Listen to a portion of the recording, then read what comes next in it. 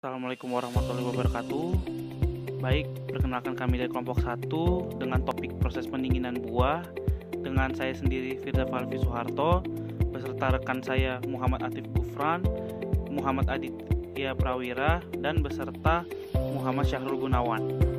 Baiklah teman-teman, kali ini kita membahas pengawetan suhu rendah. Cara pengawetan bahan pangan pada suhu rendah dibedakan menjadi dua cara, yaitu pendinginan dan pembekuan. Pendinginan merupakan penyimpanan bahan pangan pada suhu di atas titik beku atau lebih dari 0 derajat Celcius. Proses tersebut dapat memperpanjang masa simpan beberapa hari atau minggu. Pembekuan merupakan penyimpanan bahan pangan di bawah titik beku, dan proses tersebut dapat memperpanjang masa simpan beberapa bulan. Prinsip dasar penyimpanan pada suhu rendah yaitu menghambat pertumbuhan mikroba dan menghambat reaksi-reaksi enzimatis, kimiawi, dan biokimiawi. Kemudian mengenai proses pendinginan buah-buahan. Pendinginan adalah penyimpanan bahan hasil pertanian pada suhu yang relatif rendah, yaitu minus 2 derajat Celcius sampai dengan 10 derajat Celcius, yang dapat memperlambat kecepatan reaksi-reaksi pada proses metabolisme jaringan hidup. Penyimpanan cara ini dapat memperpanjang masa hidup jaringan segar. Setiap jenis jaringan segar memiliki suhu penyimpanan optimum yang berbeda.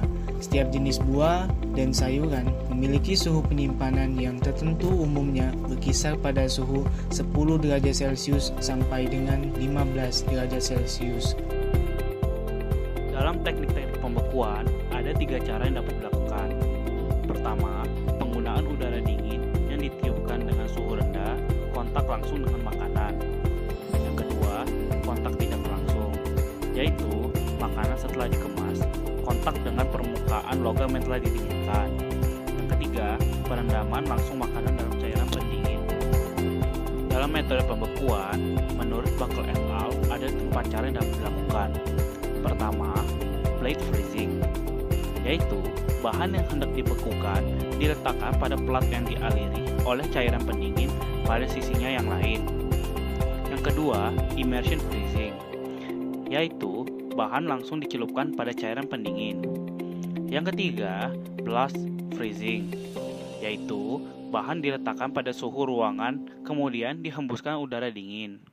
Yang terakhir, fluidized bed freezing. Jadi, prinsipnya hampir sama dengan blast freezing. Hanya udara yang dihembuskan dari bawah ke atas yang melewati wadah bahan berupa jaring. Metode ini sering dilakukan untuk bahan yang berukuran kecil. Baiklah, di sini saya akan menjelaskan tentang cara pembekuan. Pembekuan cepat atau quick freezing, yaitu untuk menurunkan suhu agar hambat kerusakan pada ikan atau mutu ikan tidak berbeda atau hampir sama dengan ikan segar saat towing. Dilakukan dengan suhu drastis, proses yang cepat. Pembekuan cara ini akan menyebabkan terjadinya populasi kristal-kristal es yang banyak tetap berukuran kecil. Baiklah, dari cara pembekuan selanjutnya adalah keuntungan pembekuan cepat atau quick freezing. Yang pertama, jumlah kristal banyak, berukuran kecil, dan terbagi merata sehingga kemungkinan kerusakan bahan pun akan kecil. Yang kedua, difusi zat-zat terlarut minimal. Yang ketiga, kecepatan reaksi biokimiawi berjalan lambat sehingga kerusakan yang terjadi tidak berarti. Pada proses pendinginan buah-buahan, pembekuan lambat menggunakan suhu yang penurunannya lambat. Pada pembekuan ini akan terbentuk kristal yang sedikit dan ukurannya relatif besar. Kristal es yang berukuran besar ini akan mempengaruhi bahkan merusak struktur sel produk yang dibekukan, sehingga integritas sel rusak setelah produk tersebut dilelehkan atau disegarkan kembali.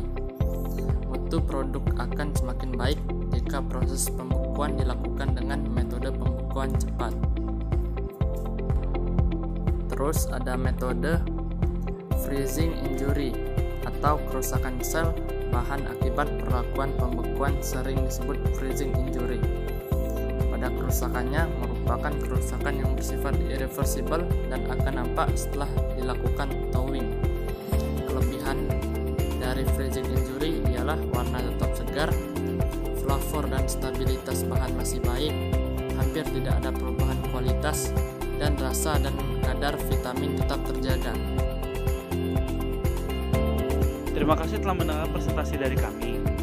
Kami minta maaf apabila ada kesalahan dari kata-kata yang kami ucapkan.